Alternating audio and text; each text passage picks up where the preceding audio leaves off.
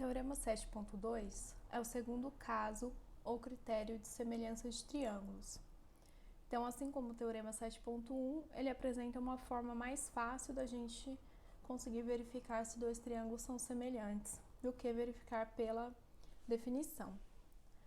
Então, o Teorema 7.2 diz que se em dois triângulos ABC e EFG tivermos o ângulo A e o ângulo E congruentes, e os lados desses ângulos forem proporcionais, então aqui o ângulo A e o ângulo E congruentes, aqui AB e EF forem proporcionais, que são os lados desses dois ângulos, e AC e EG também forem proporcionais, que são os outros dois lados desse triângulo, então esses dois triângulos são semelhantes. Dessa forma, a gente consegue também reduzir o problema de mostrar que dois triângulos são semelhantes a verificar apenas essas duas coisas. Então, a gente não precisa verificar os 6 itens. Verificando só esses dois já é suficiente. Então, é isso que o Teorema 7.2 nos traz. Então, aqui temos 3 triângulos.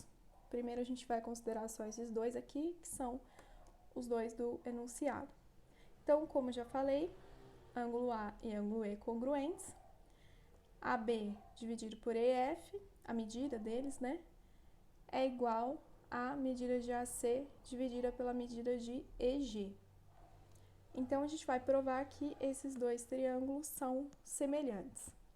Para isso, a gente vai ter um terceiro triângulo, HIJ, e esse triângulo ele foi construído de forma que HI tem a mesma medida que EF. O ângulo H tem a mesma medida do ângulo A e o ângulo I tem a mesma medida que o ângulo B. Então, a primeira coisa que a gente pode observar é que os triângulos ABC e HIJ são semelhantes pelo Teorema 7.1, que é o primeiro caso de semelhança, que diz que se eles tiverem apenas dois pares de ângulos congruentes, a gente já pode considerar que eles são semelhantes. Então, aqui, pelo Teorema 7.1, ABC e HIJ são semelhantes.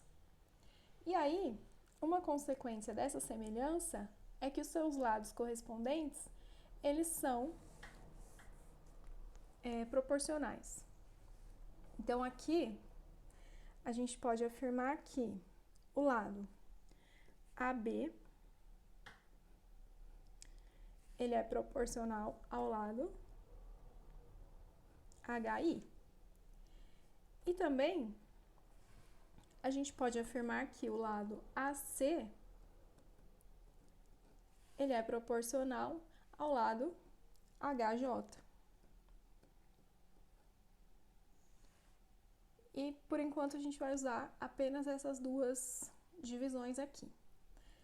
Então, a gente sabe que, ao construir o triângulo HIJ, o lado HI foi feito de forma a ter a mesma medida que o lado EF. Então, aqui, a gente vai substituir esse HI por EF.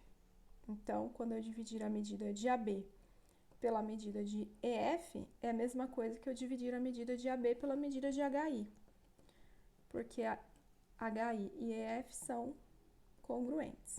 Então, a segunda parte aqui continua igual.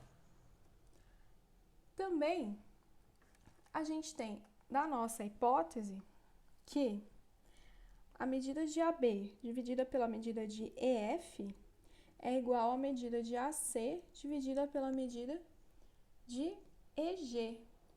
Então, como aqui a gente tem que a medida de AB dividida pela medida de EF é igual à medida de AC dividida pela medida de HJ, a gente pode afirmar que AC dividida pela medida de HJ é igual a AC dividida pela medida de EG. Então, isso aqui segue da hipótese que AB dividido por EF é igual a isso aqui. Então, como a gente tem a medida de AC dividida por um valor, sendo igual a medida de AC dividida pelo outro valor, esses dois valores de baixo a gente pode concluir que eles são iguais. Então, a medida de HJ e a medida de EG são iguais. E aí, com isso, então, aqui a gente vai marcar no desenho HJ e EG com a mesma medida. Dessa forma, a gente pode afirmar que os triângulos EFG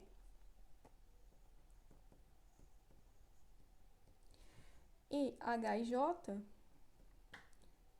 são congruentes pelo caso lado, ângulo, lado.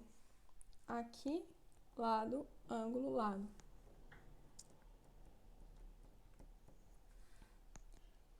Então, se nós temos ABC, aqui em cima, ABC semelhante a HJ